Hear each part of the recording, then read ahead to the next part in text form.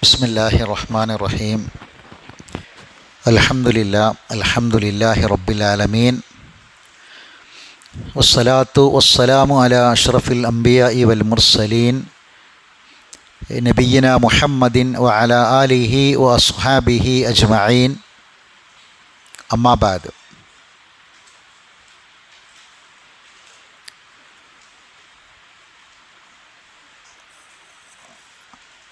റബ്ബനാ വലാ തഹ്മിൽ അലൈനാ ഇസ്റൻ കമാ ഹമൽതഹു അലല്ലദീന മിൻ ഖബലിനാ.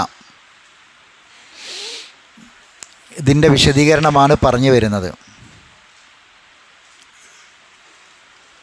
റബ്ബനാ വലാ തഹ്മിൽ അലൈനാ ഇസ്റൻ കമാ ഹമൽതഹു അലല്ലദീന മിൻ ഖബലിനാ. ഞങ്ങൾക്ക് മുമ്പുണ്ടായിരുന്ന ആളുകൾക്ക് മുകൾ അവർക്ക് മേൽ നീ വഹിപ്പിച്ചതുപോലെയുള്ള ഭാരം ഞങ്ങൾക്ക് നീ വഹിപ്പിക്കരുതേ എന്നാണ്. എന്താണ് ആ ഇസ്ർ?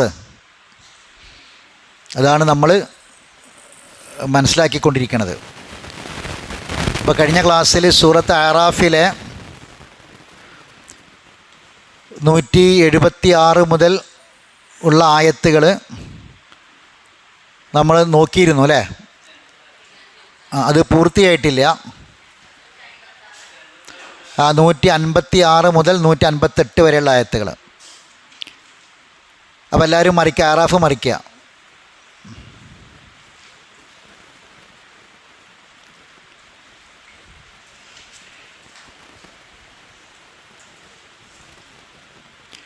നൂറ്റി 156 മുതൽ 158 വരെയുള്ള ആയത്തുകൾ നോക്കുക.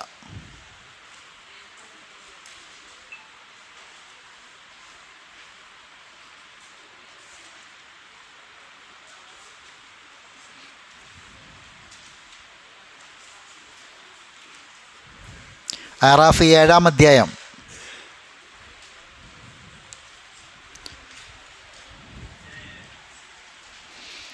നൂറ്റി 156 മുതലുള്ള ആയത്ത് ഓതിക്കൊള്ളി.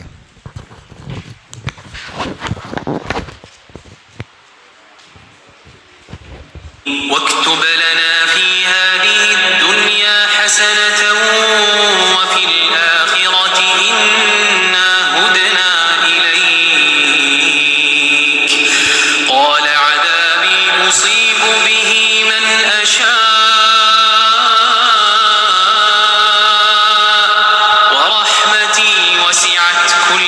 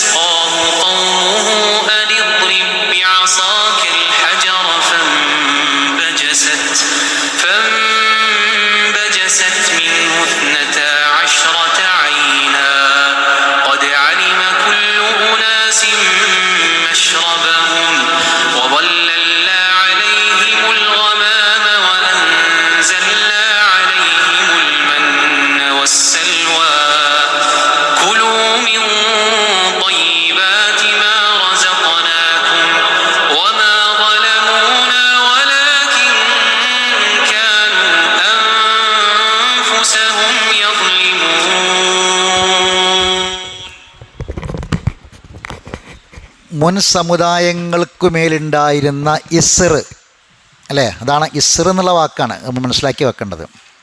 റബ്ബനാ വലാ തഹ്മിൽ അലൈന ഇസ്റൻ കമാ ഹമൽതഹു അലല്ലദീന മിൻ ഖബിലിന. അപ്പോൾ എന്തൊക്കെയായിരുന്നു ആ ഇസ്ർ? നമ്മൾ ഈ ആയത്ത് പരിശോധിച്ചപ്പോൾ ഇതിൽ ആദ്യത്തെ ആയത്ത് കഴിഞ്ഞ ക്ലാസ്സിൽ ഞാൻ വിശദമായിട്ട് പറഞ്ഞതാണ്. ഇനി അതിലേക്ക് കടക്കുന്നില്ല. റബ്ബന ആതിന ഫിദ്ദുനിയ ഹസന വഫിൽ ആഖിറതി ഹസന വഖിന അദാബന്നാർ എന്നൊക്കെ നമ്മൾ പ്രാർത്ഥിക്കുന്ന പ്രാർത്ഥനയുടെ പ്രാധാന്യവും അത് ആർക്കുമേലാണ് ആ ചോദിക്കുന്ന ചോദ്യം എഴുതി വെക്കപ്പെടുക എന്നുള്ളത് സംബന്ധിച്ചൊക്കെയാണ് വിശദമായിട്ട് കഴിഞ്ഞ ക്ലാസ്സിൽ വിശദീകരിച്ചത്. ഇനി അല്ലദീന യത്തബിഊന റസൂലൻ നബിയൽ ഉമ്മിയ, ശ്രദ്ധിക്കണം കേട്ടോ. അല്ലദീന യാതൊരു കൂട്ടർ, ആരാണെന്നറിയാം? വല്ലദീന ഹും ബി ആയാത്തിന യുഅ്മിനൂൻ എന്ന് പറഞ്ഞില്ലേ, അതിലേക്ക് ചേർത്തിട്ടാണ്. അതായത് കഴിഞ്ഞ ആയത്തിൻ്റെ അവസാന ഭാഗത്ത് പറഞ്ഞു നമ്മുടെ ദൃഷ്ടാന്തങ്ങളിൽ വിശ്വസിക്കുന്നവരുമാണെന്ന് പറഞ്ഞു, സക്കാത്ത് കൊടുക്കുന്നവരും തഖ്വയുള്ളവരുമാണെന്ന് പറഞ്ഞു. പിന്നെ ആരാണ്? അല്ലദീന ഒരു കൂട്ടരുമാണ്. യത്തബിഊന അവർ പിൻപറ്റും, അർ റസൂലൻ നബിയ പ്രവാചകനായ ദൈവദൂതനെ അവർ പിൻപറ്റും. ആരാണ് ആ പ്രവാചകൻ? അൽ ഉമ്മിയ. ഉമ്മി എന്ന് പറഞ്ഞാൽ എഴുത്തും വായനയും അറിയാത്ത നിരക്ഷരനായ പ്രവാചകൻ എന്നാണ് ഉമ്മിയ. അപ്പോൾ എഴുത്തും വായനയും അറിയാതെ നിൽക്കുക എന്ന് പറഞ്ഞത് ഒരു വലിയ ക്വാളിഫിക്കേഷൻ ആണോ എന്ന് നമുക്ക് തോന്നും. എഴുത്തും വായനയും അറിയാതിരിക്കുക എന്ന് പറഞ്ഞത് ഒരു നബിയുടെ ഒരു യോഗ്യതയാണോ? അതൊരു എഴുത്തും വായനയും അറിയാത്ത ആളെന്ന് പറഞ്ഞാൽ ഒരു മോശമല്ലേ എന്ന് നമുക്ക് തോന്നും. പക്ഷേ റസൂല് ഉമ്മിയാണ് എന്ന് പറയുമ്പോൾ റസൂലിൻ്റെ പദവിയും സ്ഥാനവും മഹത്വവും ഉയരുകയാണ്. അതെങ്ങനെ?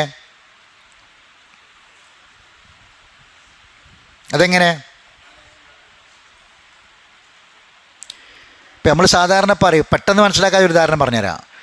ഇപ്പം നമ്മൾ പറയും ഇപ്പം ഇപ്പോഴത്തെ ഡിഗ്രിയും PG യും അതിനാ മേലൊക്കെയുള്ളതും ഒക്കെ പാസ്സായ ആൾക്കാരെ പറ്റിയിട്ട് ചിലപ്പോൾ പറയും പഴയ 1ാം ക്ലാസ്സുകാരൻ്റെ വിവരം ഇല്ലേ, അങ്ങനെ പറഞ്ഞില്ലേ?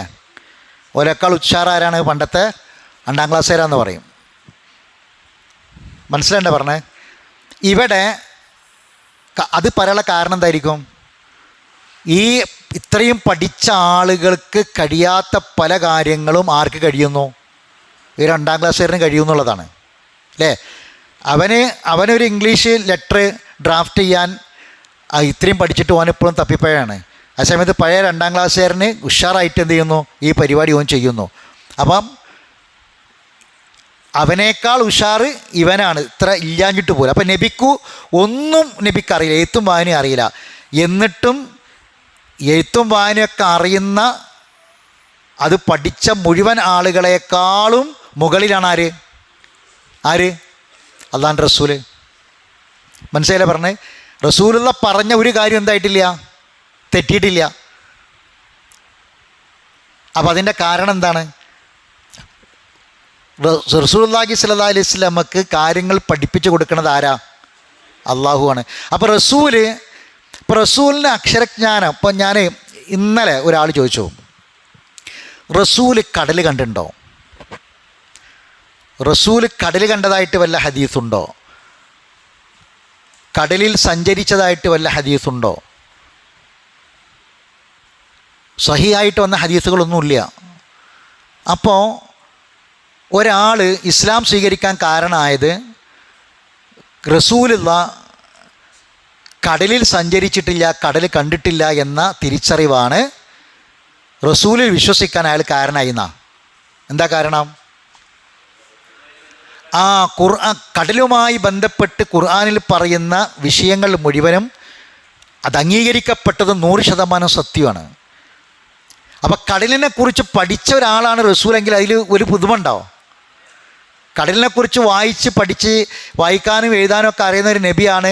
അപ്പോൾ ഏതോ ഒരു പുസ്തകം കടലിനെ പറ്റിയിട്ട് ഓഷ്യനോഗ്രാഫിയിലെ ഏതോ ഒരു സമുദ്രശാസ്ത്രത്തിലെ ഏതോ ഒരു ഗ്രന്ഥം മൂപ്പര് പണ്ട് വായിച്ചിട്ടുണ്ട്.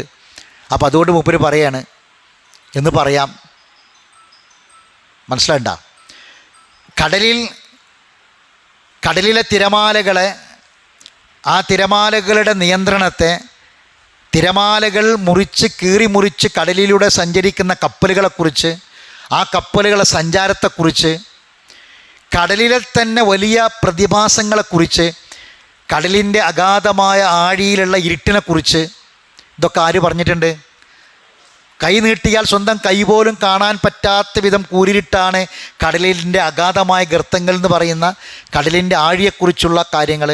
അങ്ങനെ സമുദ്രവുമായി ബന്ധപ്പെട്ടുള്ള ഒരുപാട് കാര്യങ്ങൾ മനസ്സിലായിട്ട് പറഞ്ഞത്. ഇപ്പോൾ ഡോക്ടർ ആർത്തർ ആലിസൺ എന്ന് പറയുന്ന ഒരു പ്രസിദ്ധനായ ഒരു ഡോക്ടറുണ്ട്, ഡോക്ടർ ആർത്തർ ആലിസൺ. അയാളൊരു ഓഷ്യനോഗ്രാഫിയിലെ ഡോക്ടറാണ്, സമുദ്രശാസ്ത്രത്തിൽ അറിയപ്പെട്ട ആളാണ്. അയാൾ ഇസ്ലാം സ്വീകരിക്കാനുള്ള കാരണമായിട്ട് പറഞ്ഞ വിഷയം എന്താണെന്നറിയോ? അദ്ദേഹം പറഞ്ഞത് ഖുർആനിലെ ഒരു ആയത്താണ്. ആ ആയത്ത് എന്താണെന്ന് ചോദിച്ചാൽ, വഹുവല്ലദീ മറജൽ ബഹ്റൈ ഹാദാ അദ്ബുൻ ഫുറാത്തുൻ വഹാദാ മിൽഹുൻ ഉജാജുൻ വജഅല ബൈനഹുമാ ബർസഖൻ വഹിജ്റൻ മഹ്ജൂറ എന്നുള്ള ആയത്താണ്. സൂറത്ത് ഫുർഖാനിലാണ് ആയത്തെന്ന് എൻ്റെ ഓർമ്മ. അള്ളാഹിനെ പറ്റി ഇങ്ങനെ ആരാണ് അള്ളാഹു എന്ന് പറയണേ? അപ്പോൾ പറയുമ്പം ഒരാൾ ഖുർആൻ സത്യമാണെന്ന് അംഗീകരിച്ചാൽ, മുഹമ്മദ് നബി സത്യമാണെന്ന് അംഗീകരിച്ചാൽ, അയാൾ ആദ്യം അംഗീകരിക്കുന്ന സംഗതി എന്താണ്? അള്ളാഹിനെയാണ്, അല്ലേ? അള്ളാഹിനെ അംഗീകരിക്കലാണ്. അപ്പോൾ അള്ളാഹുവിനെ, അള്ളാഹു ആരാണ് എന്ന് പരിചയപ്പെടുത്തുന്നിടത്ത് കുറേ കാര്യങ്ങൾ ഇങ്ങനെ പറയും. അള്ളാഹ് പറയാ, അവനാണ് മറജൽ ബഹ്റൈനി, സമുദ്രങ്ങളിലെ രണ്ട് സമുദ്രത്തിൻ്റെ ഒഴുക്കുകൾ, അതിനെ ഒഴുക്കി വിട്ടവൻ ആരാണ്? അള്ളാഹുവാണ്. ഒന്ന് ഹദ അദ്ബുൻ ഫുറാത്തുൻ, ഒന്ന് ശുദ്ധമായ പച്ചവെള്ളമാണ്. മറ്റൊന്ന് അദ്ബുൻ ഫുറാത്തുൻ, ശക്തമായ കൈപ്പുള്ള, മിൽഹുൻ ഉജാജുൻ, ശക്തമായ കൈപ്പുള്ള ഉപ്പുജലമാണ്. മറ്റൊന്ന് ഉപ്പിൻ്റെ അംശം പോലും ഇല്ലാത്ത ശുദ്ധമായ പച്ചവെള്ളമാണ്. വജഅല ബൈനഹുമാ ബർസഖൻ, ആ രണ്ടിനുമിടയിൽ അവനൊരു മറ ഉണ്ടാക്കിയിട്ടുണ്ട്. വഹിജ്റൻ മഹ്ജൂറ, ഭദ്രമായൊരു തടസ്സവും ഏർപ്പെടുത്തിയിട്ടുണ്ട്. എന്ന് പറഞ്ഞാൽ കടലിൽ ഒരു ഭാഗത്ത് ശുദ്ധമായ പച്ചവെള്ളം കിട്ടും, ശുദ്ധമായ പച്ചവെള്ളം, ഉപ്പിൻ്റെ അംശം പോലും ഇല്ലാത്ത. നേരപ്പുറത്ത് അതിശക്തമായ കയ്പുള്ള ഉപ്പുജലം. രണ്ടും തമ്മിൽ കൂടിച്ചേരുന്നില്ല. ഒരു ഗ്ലാസ് ഉപ്പുവെള്ളത്തിൽ കുറച്ച് പച്ചവെള്ളം പറഞ്ഞാൽ എന്താ ഉണ്ടാകുക, അല്ലേ? കടലിൽ ഇത് രണ്ടും വ്യത്യസ്ത ദിശകളിലേക്ക് ഒഴുകിക്കൊണ്ടിരിക്കുന്നു. പക്ഷെ രണ്ടും തമ്മിൽ എന്ത് ചെയ്യണില്ല? കൂടിച്ചേരുന്നില്ല. അതിനിടയിൽ ഒരു ബർസഖ്, ഒരു മറ, വജഅല ബൈനഹും ബർസഖൻ വഹിജ്റൻ മഹ്ജൂറ, ഭദ്രമായൊരു തടസ്സവും ഏർപ്പെടുത്തിയിട്ടുണ്ടല്ല. ഇത് 1400 വർഷങ്ങൾക്ക് മുമ്പ് ഖുർആനിൽ അള്ളാഹു തആല നബിക്ക് വഹിയായിട്ട് ഇറക്കി കൊടുക്കുകയാണ്. ഇതാരാ ഓതി കൊടുക്കണത്? ജിബ്രീൽ. ഇത് നബി സഹാബികൾക്ക് ഓതി കൊടുക്കുകയാണ്. ഇന്നത്തെ ആൾക്കാർ ഇത് വായിക്കുകയാണ്. അപ്പം നബിക്ക് സമുദ്രത്തെക്കുറിച്ചുള്ള, നബിക്ക് എഴുത്തും വായനയും അറിയുന്ന നബി ആയിരുന്നെങ്കിൽ ഈ സമുദ്രത്തെക്കുറിച്ചുള്ളൊരു പുസ്തകം വായിച്ചിട്ട് അത് പണ്ട് ആരോ പറഞ്ഞത്, അത് മുഹമ്മദ് നബി പറഞ്ഞതെന്ന് പറഞ്ഞാൽ മതി. മനസ്സിലായിട്ട് പറഞ്ഞത്? അപ്പം പിന്നെ ഈ എഴുത്തും വായനയും അറിയാത്ത റസൂലിന് ഇത് എവിടുന്ന് കിട്ടി?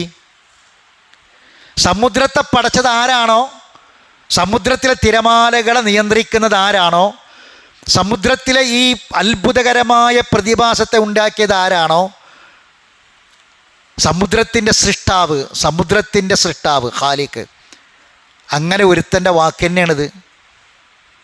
ആ ഖാലിഖ് ആരാണ്? അള്ളാഹുവാണ്. മനസ്സിലാണ്ട് പറഞ്ഞത്?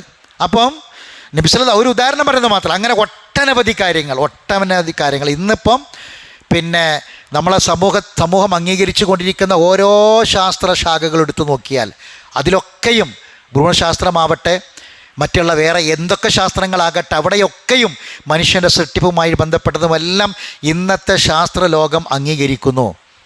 അപ്പം റസൂലുള്ളാഹി സ്വല്ലല്ലാഹി അലൈഹി വസല്ലമക്ക് നിരക്ഷരനായ എഴുത്തും വായനയും അറിയാത്ത, മുമ്പൊരു പുസ്തകവും വായിച്ചിട്ടില്ലാത്ത, ഒരു വിദ്യാഭ്യാസം ഉണ്ടാവാതിരുന്ന റസൂൽ ഇത് പറയണമെങ്കിൽ ഉറപ്പാണ് ഇത് റസൂലിൻ്റെ വാക്കല്ല, റസൂലിൻ്റെ സ്വന്തം അഭിപ്രായമല്ല, മറിച്ച് റസൂലിന് വഹി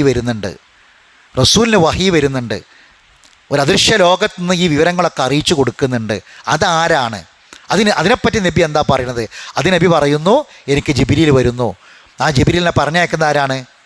അള്ളാഹുവാണ് ലോകത്തിൻ്റെ സൃഷ്ടാവ്. അപ്പോൾ ഇത് അംഗീകരിക്കാൻ, ഇത് ഉൾക്കൊള്ളാൻ, ഇത് പകൽ വെളിച്ചം പോലെ സത്യമായ കാര്യമാണ്. ഇത് അംഗീകരിക്കാൻ എനിക്കൊരു പ്രയാസമില്ല. അപ്പോൾ ഖുർആൻ സത്യമാണ്. അപ്പോളോ ഖുർആൻ സത്യമാണെങ്കിൽ ഖുർആനിൽ പറഞ്ഞതെല്ലാം സത്യമാണ്. അപ്പോൾ ഖുർആൻ എന്താ പറഞ്ഞത്? ഖുർആനിൻ്റെ 2 ഭാഗം മരണാനന്തരം ജീവിതമുണ്ട് എന്നതാണ്. ഖുർആനിൻ്റെ 2/3 മരണാനന്തരം ജീവിതമുണ്ട് എന്ന കാര്യമാണ്. സ്വർഗവും നരകവുമുണ്ട്, ചോദ്യമുണ്ട്, വിചാരണയുണ്ട്. അത് സത്യമാണ്, സംശയമില്ല, അത് ഹക്കാണ് എന്ന് ബോധ്യപ്പെടും. അപ്പോഴാണ് തഖ്വ ഉണ്ടാകുക. അപ്പോഴാണ് എന്താകുക, റസൂൽ പറഞ്ഞ ഈ റബ്ബന ആതിന ഫിദ്ദുനിയ ഹസന എന്ന പ്രാർത്ഥന അവർക്ക് വേണ്ടിയായിരിക്കും ഈ പട രേഖപ്പെടുത്തപ്പെടുക.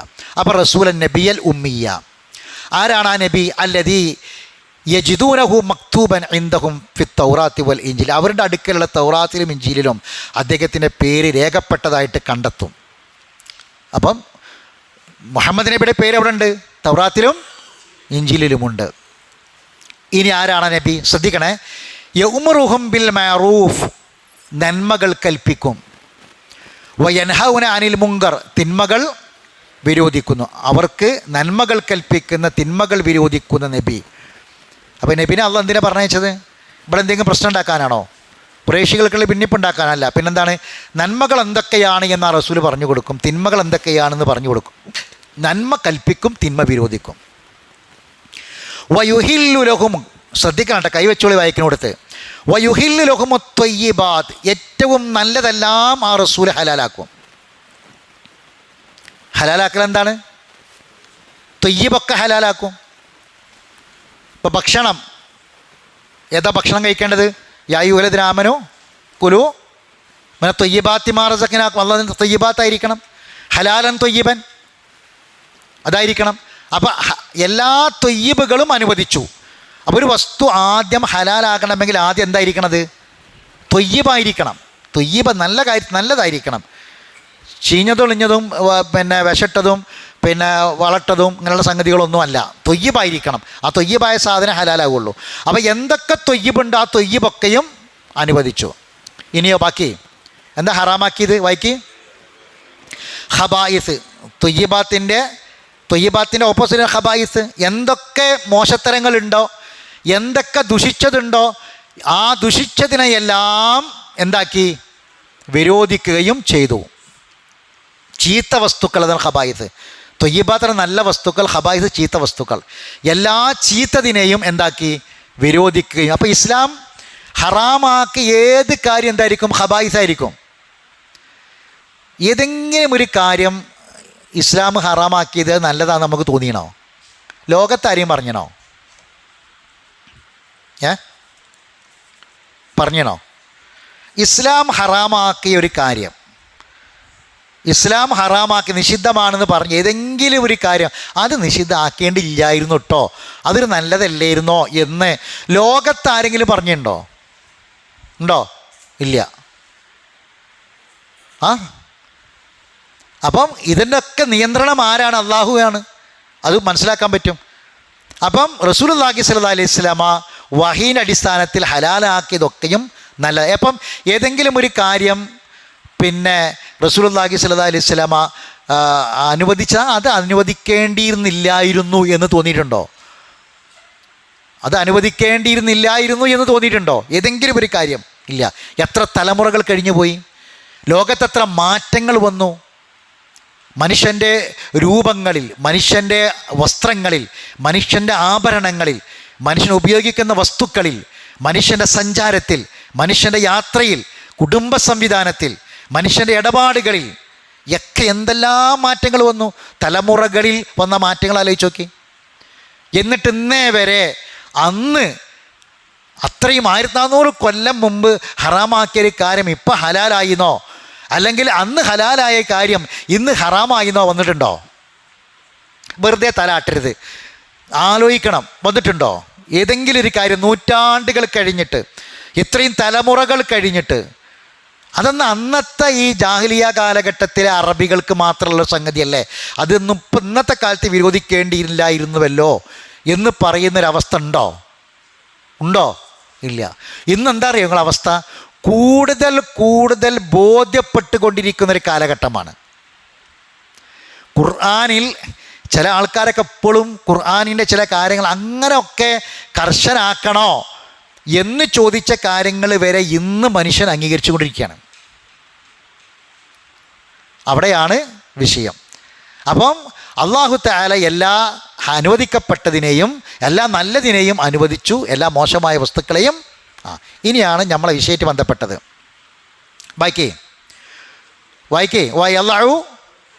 വയലഉ അൻഹും, അവരിൽ നിന്ന് ഇറക്കി വെച്ചു. എന്ത്? ഇസ്റഹും. അതാണ് ഇസ്ർ. കണ്ടാ, ഇസ്റഹും, അവർക്കുമേലുണ്ടായിരുന്ന ഭാരങ്ങളെ ഇറക്കി വെച്ചു. അവരുടെ ഭാരങ്ങളെ ഇറക്കി വെച്ചു. വല്ലഅഗ്ലാലല്ലത്തി കാനത്ത് അലൈഹിം, അവർക്കുമേൽ ഉണ്ടായിരുന്ന വിലങ്ങുകളെയും അദ്ദേഹം ഇറക്കി വെച്ചു. വിലങ്ങുകൾ. അപ്പോൾ മുമ്പ് തൗറാത്തിലും ഇഞ്ചിലിലുമൊക്കെ ഉണ്ടായിരുന്ന പല നിയമങ്ങളിലും ഇളവുകൾ ആര് വരുത്തി? റസൂലുള്ളാഹി സ്വല്ലല്ലാഹു അലൈഹി വസല്ലമ അള്ളാഹിൻ്റെ വഹി പ്രകാരം ഇളവുകൾ പറഞ്ഞു. അപ്പം മുമ്പുണ്ടായിരുന്ന പല ആളുകൾക്കും ഉണ്ടായിരുന്ന ഇസ്ർ, ഞങ്ങൾക്കുമേൽ നീ വഹിപ്പിക്കല പടച്ചോനെ എന്നാണ് പ്രാർത്ഥന, അല്ലേ? അപ്പോൾ ആ ഇസ്ർ എന്തൊക്കെയായിരുന്നു എന്നതുകൂടി നമ്മൾ എന്ത് ചെയ്യണം? പഠിക്കണം. ഇറക്കി വെച്ച ഇസ്ർ എന്തൊക്കെയാണെന്നുള്ളത്. ബാക്കി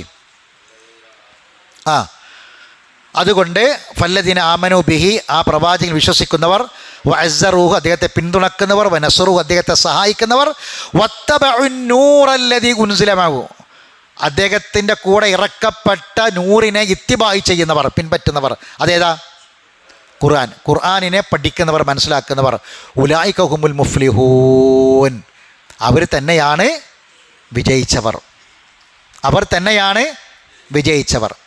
ഇനി ഞാൻ ബാക്കിയുള്ള ആയത്തോടെ നിൽക്കട്ടെ, ഞാൻ വായിക്കാതിന് മുമ്പ് ഈ ഇറക്കി വെച്ച കാര്യങ്ങൾ എന്തൊക്കെയായിരുന്നു? മുമ്പ് ഉണ്ടായിരുന്ന ആളുകളിൽ നിന്ന് ഇറക്കി വെച്ച ഭാരങ്ങൾ ഞാൻ പറയാം, ഓരോന്നോരോന്നായിട്ട് പറയാം.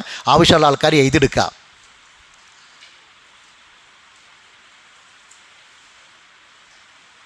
ഒന്ന്, പശുക്കുട്ടിയെ ആരാധിച്ചവർ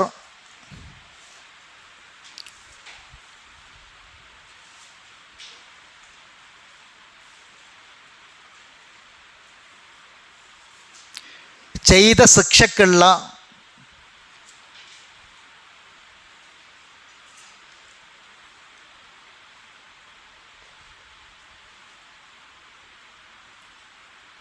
പരിഹാരം ചെയ്തവരെ കൊലപ്പെടുത്തുക എന്നതായിരുന്നു. കൊലപ്പെടുത്തുക എന്നതായിരുന്നു.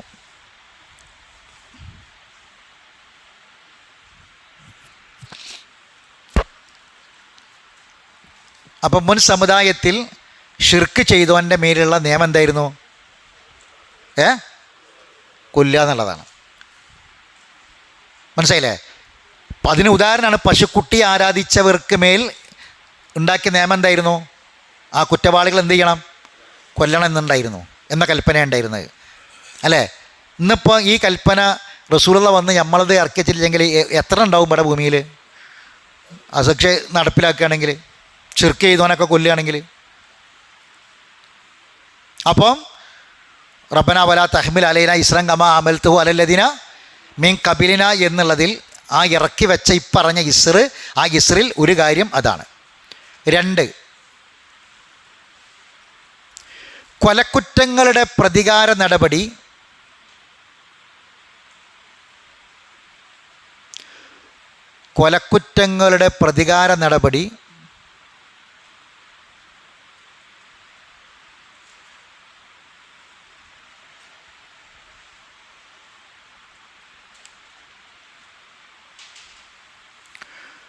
പകരം കൊലപ്പെടുത്തൽ മാത്രമായി നിശ്ചയിക്കപ്പെട്ടിരുന്നു. പകരം കൊലപ്പെടുത്തൽ മാത്രമായി നിശ്ചയിക്കപ്പെട്ടിരുന്നു.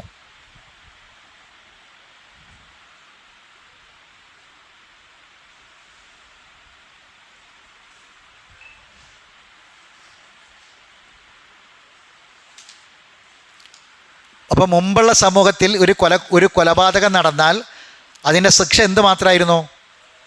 അവനെ കൊല്ലുക എന്നുള്ളത് മാത്രമായിരുന്നു. ഇപ്പോഴോ കൊലപ്പെടുത്തൽ മാത്രമല്ല, കൊലപ്പെടുത്താം, പിന്നെ അതിന് താഴെയുള്ള ശിക്ഷകൾ കൊടുക്കാം. പിന്നെ ഇനി കൊലപ്പെടുത്തിയ ആളുകൾ തന്നെ ആ കൊലപ്പെടുത്തിയ ആളുകൾക്ക് അവർ മാപ്പ് കൊടുക്കുകയാണെങ്കിൽ അവർ പ്രായശ്ചിത്തം വാങ്ങിയിട്ട് അവർ മാപ്പ് കൊടുക്കുകയാണെങ്കിൽ അതും വെച്ചു. അങ്ങനെയുള്ള കാര്യങ്ങളൊക്കെ വന്നു. അപ്പം രണ്ടാമത്തെ കാര്യം ഇസ്ർ ഒന്ന്. രണ്ടാമത്തെ കാര്യം കൊലപ്പെടുത്തുക, കൊലപാതകം എന്നത് മാത്രം നിയമമായിരുന്നത് അതിൽ ഇളവുകൾ വരുത്തി എന്നുള്ളതാണ്. 3,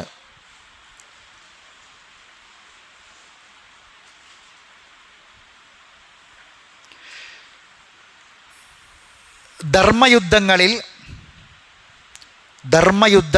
അതായത് ഇസ്ലാമിലെ യുദ്ധങ്ങളിൽ ലഭിക്കുന്ന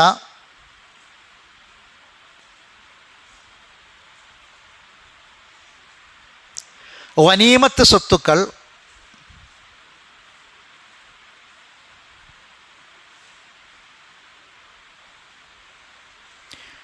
ഉപയോഗിക്കാൻ പാടില്ലായിരുന്നു. ഗനീമത്ത് സ്വത്തുക്കൾ ഉപയോഗിക്കാൻ പാടില്ലായിരുന്നു. അത് ആദ്യത്തെ സംഭവമാണ്. അപ്പോൾ അതെന്താക്കി മാറ്റി. മനസ്സിലായില്ലേ? അത് ആദ്യം പിന്നെ മുൻ സമൂഹങ്ങളിലും എന്തുണ്ട്? യുദ്ധമുണ്ട്. മുൻ പ്രവാചകന്മാരും യുദ്ധം നയിച്ചിട്ടുണ്ട്. അപ്പോൾ അന്നുണ്ടായിരുന്ന എന്താണെന്ന് വെച്ചാൽ ഈ യുദ്ധാർജിത സ്വത്തുക്കളാണ് ഗനീമത്ത്. ആ ഗനീമത്ത് സ്വത്ത് എന്ത് ചെയ്യാൻ പറ്റില്ലായിരുന്നു? ആർക്കും ഉപയോഗിക്കാൻ പാടില്ലായിരുന്നു. അപ്പോൾ ആ നിയമം മാറ്റി. അതൊരു ഭാരമായിരുന്നു. ഇപ്പം എന്തായി? ഗനീമത്ത് സ്വത്ത് ആർക്ക് ചെയ്യാം? ഈ പടയാളികൾക്ക് വീതിച്ച് കൊടുക്കാം. അപ്പോൾ അതും ഒരു ഇസ്രായിരുന്നു ആദ്യത്തെ. ആ ഇസ്ർ ഇറക്കി വെച്ചു. 4,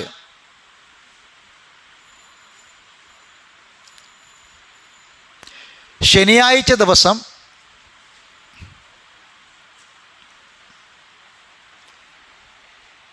ചില സമൂഹങ്ങളിൽ ഞായറാഴ്ച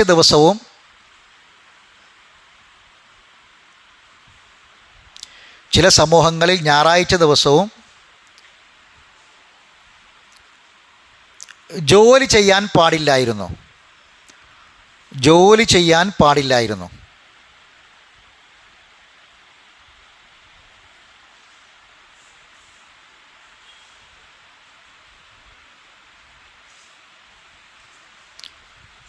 അത് മുൻ സമൂഹങ്ങളിൽ ചിലത് ശനിയാഴ്ചയായിരുന്നു, ചില സമൂഹങ്ങളിൽ ഞായറാഴ്ച. അന്ന് എന്ത് ചെയ്യാൻ പറ്റില്ല? ഒരു പണിക്കും പോകാൻ പറ്റില്ല, ഒരു ജോലിയും ചെയ്യാൻ പാടില്ലായിരുന്നു. മനസ്സിലായില്ലേ? ഇപ്പോഴോ അങ്ങനെ വല്ല നിയമമുണ്ടോ? ഇപ്പോൾ വെള്ളിയാഴ്ച ആണെങ്കിൽ പോലും എന്താ? അതല്ല, അത് മതപരമായ നിയമങ്ങൾക്കനുസരിച്ചിട്ടാണ്. അതായത് അന്നത്തെ മുൻ സമുദായത്തിൻ്റെ ആരാധനയ്ക്ക് വേണ്ടി മാത്രം നീക്കി വെക്കുന്നൊരു ദിവസം. അത് ചില സമൂഹത്തിൽ ശനിയാഴ്ചയായിരുന്നു, ചില സമൂഹങ്ങളിലോ ഞായറാഴ്ചയായിരുന്നു. പക്ഷെ അന്ന് ആ സമൂഹത്തിന് ആ ദിവസം എന്ത് ചെയ്യാൻ പറ്റില്ല? വേറെ പണിക്കൊന്നും പോകാൻ പറ്റില്ല. ഇന്നിപ്പോൾ നബി സല്ലല്ലാഹു അലൈഹി വസല്ലമക്ക് സമൂഹത്തിന് അങ്ങുള്ള ദിവസം ഏതാ? ശനിയാണോ ഞായറാണോ? വെള്ളിയാഴ്ചയാണ്. അപ്പോൾ വെള്ളിയാഴ്ച ജോലിക്ക് പോയിക്കൂടെ? വെള്ളിയാഴ്ച എന്നുള്ള ദിവസം പഴയ സമൂഹത്തിനുള്ള പോലെ ശനി ഞായറും തീരെ പണിക്ക് പോകാൻ പറ്റില്ല എന്നുള്ള നിയമമുണ്ടോ? ഇല്ല. അപ്പോൾ ജോലിക്ക് പോകാം. പിന്നെ എന്ത് ചെയ്താൽ മതി? യാ അയ്യുഹല്ലദീന ആമനൂ ഇദാ നൂദിയ ലിസ്സലാത്തി മിൻ യൗമിൽ ജുമുഅ ഫസ്ഔ ഇലാ ദിക്രില്ലാഹി വദറുൽ ബൈ. വെള്ളിയാഴ്ച ബാങ്ക് കൊടുത്താൽ എന്ത് ചെയ്യണം? അങ്ങാടുന്നൊരു ബാങ്ക്, പള്ളിക്കല ഇമാമും ഇമാമ കയറിയ ബാങ്കല്ല. മനസ്സിലായില്ലേ? ആദ്യം എന്ത് ചെയ്യും? ഒരു ബാങ്ക് പുറത്തുനിന്ന് എന്ത് ചെയ്യും? അങ്ങാടിയിൽ നിന്ന് സമയമായി എന്ന് അറിയിക്കാനുള്ള ഒരു. അപ്പോൾ എന്ത് ചെയ്യും? ആൾക്കാർ കാരക്കത്തോട്ടത്തിൽ അവിടെയും ഇവിടേക്ക് അയക്കാറ് ഓല എന്ത് ചെയ്യും? വേഗം വന്ന് പിന്നെ പള്ളിയിലേക്ക് അവർ ധൃതിയിൽ വരണം. ഇമാമും ഇമ്പറമ്മ കയറണമെങ്കിൽ എന്ത് ചെയ്യണം? പള്ളിയിലെത്തണം. സലാം പറയുമ്പോൾ സലാം അടക്കാൻ ആൾ വേണം. ഇതൊക്കെ വേണം. സലാം അടക്കിയതിന് ശേഷം വരണമെങ്കിൽ ആ രേഖയിലോ ഉണ്ടാവില്ല. മനസ്സിലായില്ലേ? ജുമാ കിട്ടും. ജുമാ ലാസ്റ്റ് ഒന്നാമത്തെ റക്അത്ത് കിട്ടിയാൽ മതി. ഒന്നാമത്തെ റക്അത്തിൽ ഒന്ന് തുടർന്നാൽ പിന്നെ എന്ത് ചെയ്താൽ മതി? ബാക്കി റക്അത്ത് കിട്ടിയാൽ മതി. അതേസമയത്ത് രണ്ടാമത്തെ റക്അത്ത് അതിൽ തുടർന്നതെന്ന് വിചാരിക്കുക പറ്റുമോ? ഇല്ല. പിന്നെ അവനെ ലൂറ നിസ്കരിക്കണ്ട്, 4 റക്അത്ത് കൂട്ടണം. മനസ്സിലായില്ലേ? അതാണ് നിയമം. ശരി. അപ്പോൾ പിന്നെ ഇപ്പോൾ നിയമം വെള്ളിയാഴ്ച ദിവസം നമുക്ക് പണിക്ക് പോകാം, കട തുറക്കൊക്കെ ചെയ്യാം. പള്ളിക്കൊക്കെ വന്നു ജുമാ കഴിഞ്ഞ് നിസ്കാരം കഴിഞ്ഞാൽ ഫൈദാ ഖുദിയത്തി സ്വലാത്ത് ഫൻതശിറു ഫിൽ അർളി വബ്തഗൂ മിൻ ഫദ്ലില്ലാ. അതാണ് ഫദ്ലിടി, നിങ്ങൾ ഭൂമി പോയിക്കോളി. അതായത് വെള്ളിയാഴ്ച ദിവസം ഇമാമിൻ്റെ കൂടെ ഒരു റക്അത്തെങ്കിലും കിട്ടണം. എന്നാൽ ഉനക്ക് എന്ത് കിട്ടി? ജുമാ കിട്ടി. അതേ സമയത്ത് ഒരു റക്കായത്ത് പോലും കിട്ടില്ല. അവൻ രണ്ടാമത്തെ റക്കായത്തിൽ അവൻ തുറന്ന് വിചാരിക്കുക, റുക്കൂക്ക് പോയതിന് ശേഷമാണ് വന്നത് വിചാരിക്കുക, അത്തയ്യാത്തിൽ അവൻ ഇരുന്നേ വിചാരിക്കുക. പിന്നെ അവൻ 2 റക്കായത്ത് നിസ്കരിച്ചാൽ പോരാന്ന്, ഏതെങ്കിലും 4 റക്കായത്ത് നിസ്കരിക്കണം. ഇനി അടുത്തത് ഇപ്പം എത്രണ്ണായി? ആരാധനാകർമ്മങ്ങളിലും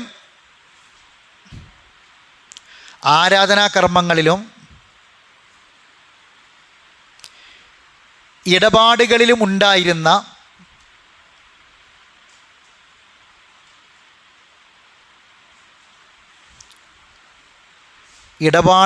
ഉണ്ടായിരുന്ന ചില കർക്കശ നിയമങ്ങൾ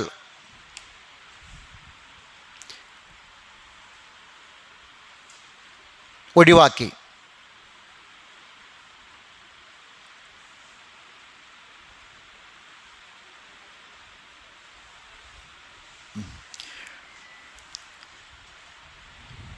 നമുക്ക് 5 വക്ത നിസ്കാരമാണെങ്കിൽ മുൻ സമുദായങ്ങൾക്ക് എത്ര ഉണ്ടായിരുന്നു?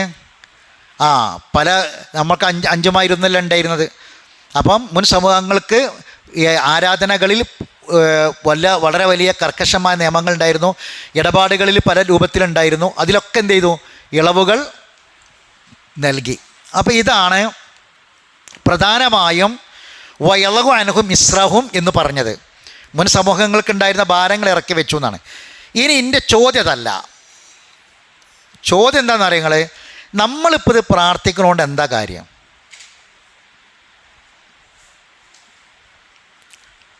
വഹിയൊക്കെ അവസാനിച്ചില്ലേ? അവസാനിച്ചില്ലേ? ഇനിയിപ്പുള്ള ഈ 5 3 കിട്ടുമോ?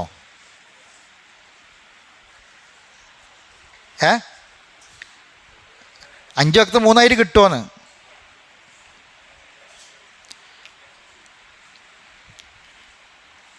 ഇത് കുറക്കാൻ അധികാരം ആയിരിക്കാം? അള്ളാഹ്ക്കല്ലേ. പിന്നെ നമ്മൾ ഈ പ്രാർത്ഥിക്കണം എന്താ അർത്ഥം? എനിക്ക് അതിൻ്റെ ഉത്തരം കിട്ടേണ്ടത്. ഏതുപോലെ? റബ്ബന ലാ തുആഖിദ്നാ ഇൻ നസീനാ ഔ അഖ്തഅനാ നമ്മൾ പറഞ്ഞില്ലേ? അതിൽ നമ്മൾ എന്തായിരുന്നു പഠിച്ചത്? മറന്നതിൽ എന്നെ നീ പിടിച്ച് ശിക്ഷിക്കല്ല എന്നല്ലേ? മറന്നൊരു കാര്യം ചെയ്താൽ കുറ്റമില്ലാന്ന് ഉറപ്പല്ലേ? പിന്നെ എന്തിനാണ് അത് പ്രാർത്ഥിക്കണം എന്നുള്ള ചോദ്യത്തിൻ്റെ ഉത്തരം കിട്ടിയില്ലേ?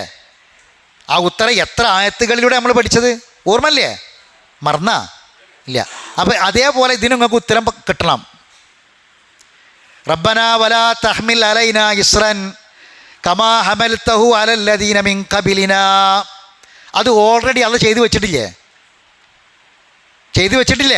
അതല്ല ഇപ്പം നമ്മൾ പറഞ്ഞത്.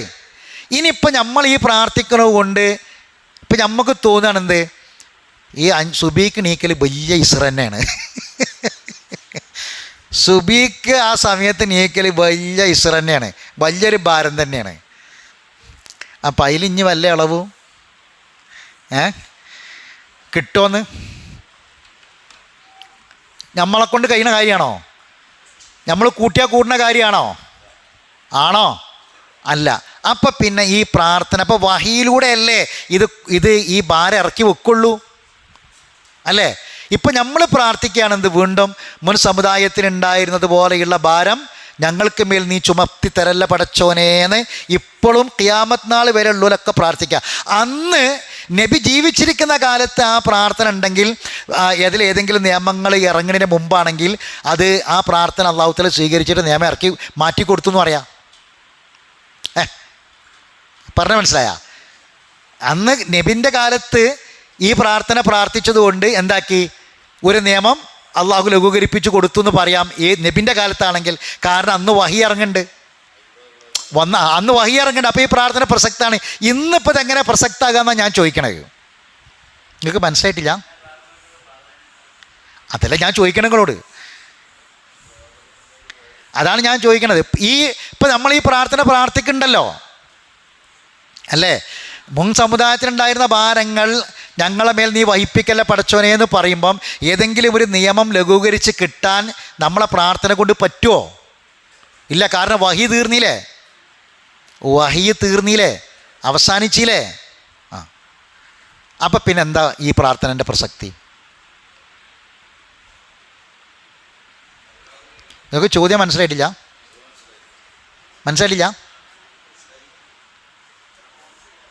മനസ്സിലായിട്ടില്ലേ? ചോദ്യം മനസ്സിലായോ?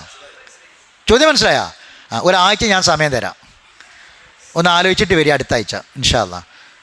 എന്താണ് ഈ പ്രാർത്ഥനയുടെ പ്രസക്തി? അൽബക്കറിൻ്റെ അവസാനത്തെ 2 ആയത്ത് നമുക്ക് അള്ളാഹ് തന്ന ഗിഫ്റ്റാട്ടാ. റസൂലുള്ള പറഞ്ഞ ഗിഫ്റ്റാന്നാ. ഒരു ഗിഫ്റ്റ് കിട്ടിയാൽ ആ ഗിഫ്റ്റ് നമുക്ക് തോന്നണം അതൊരു ഗിഫ്റ്റാണെന്ന്. വേണ്ടേ? നമുക്ക് തന്ന ഗിഫ്റ്റാന്നാണ് റസൂലുള്ള പറഞ്ഞത്.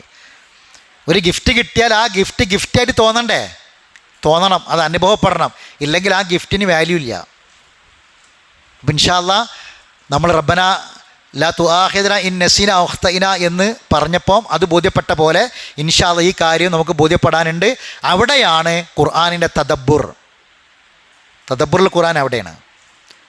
ഇൻഷാ അല്ലാഹ് നമ്മളെ സ്ഥാപനം അടുത്ത മാസം ഇൻഷാ അല്ലാഹ് തുറന്ന് പ്രവർത്തനം ആരംഭിക്കാൻ പോവുകയാണ്. നമ്മുടെ സ്ഥാപനം തദബ്ബുറുൽ ഖുർആൻ്റെ സ്ഥാപനം വരുന്നൊരു തലമുറയിലേക്ക് ഈ പഠനം എത്തിച്ചു കൊടുക്കേണ്ടതിൻ്റെ ആവശ്യകത. ഖുർആൻ ഹിഫ്ളാക്കൽ മാത്രമല്ല, ഹിഫ്ളിൻ്റെ കൂടെ തദബ്ബുർ കൂടി പഠിപ്പിക്കുന്ന ഒരു സ്ഥാപനമാണ് വരുന്നത്. അതിനുവേണ്ടി എല്ലാവരും പ്രാർത്ഥിക്കണം. 4ാം ക്ലാസ്സിൽ നിന്ന് 5ാം ക്ലാസ്സിലേക്ക് പാസ്സായ ആൺകുട്ടികളുണ്ടെങ്കിൽ നാളെ കൂടി ഒരു ദിവസം രജിസ്റ്റർ ചെയ്യാനുണ്ട്. നാളെ കൂടി. അപ്പം 4ാം ക്ലാസ്സിൽ നിന്ന് 5ാം ക്ലാസ്സിലേക്ക് പാസ്സായ കുട്ടികളുണ്ടെങ്കിൽ ഇൻ്റർവ്യൂ ഇൻഷാ അല്ലാഹ് 18, 19, 20 ദിവസങ്ങൾ നടക്കും. അപ്പോൾ അതിന് മുമ്പ് രജിസ്റ്റർ ചെയ്യണം. ഈ 10-ാം തീയതി ലാസ്റ്റ് ഡേറ്റ്, നാളെയും കൂടി രജിസ്റ്റർ ചെയ്യാനുള്ള അവസരമുണ്ട്. അപ്പോൾ ആരെങ്കിലുമൊക്കെ ഉണ്ടെങ്കിൽ പെട്ടെന്ന് രജിസ്റ്റർ ചെയ്തോളി. എന്നിട്ട് 3 ദിവസത്തെ ഇൻ്റർവ്യൂ ഉണ്ടാകും. അതിൽ സെലക്ട് ചെയ്യുന്ന കുട്ടികൾക്ക് അവിടെ പഠിക്കാൻ അവസരം കിട്ടും. നല്ല പ്രീമിയം സെറ്റപ്പോട് കൂടിയിട്ടുള്ള സൗകര്യങ്ങളാണ് അവർക്ക് അവിടെ സജ്ജീകരിക്കുന്നത്. നല്ല ഭക്ഷണം, നല്ല താമസം, നല്ല സൗകര്യങ്ങളൊക്കെയാണ്. അപ്പോൾ അതുകൊണ്ട് ആരെങ്കിലുമൊക്കെ ഉണ്ടെങ്കിൽ പറയാം.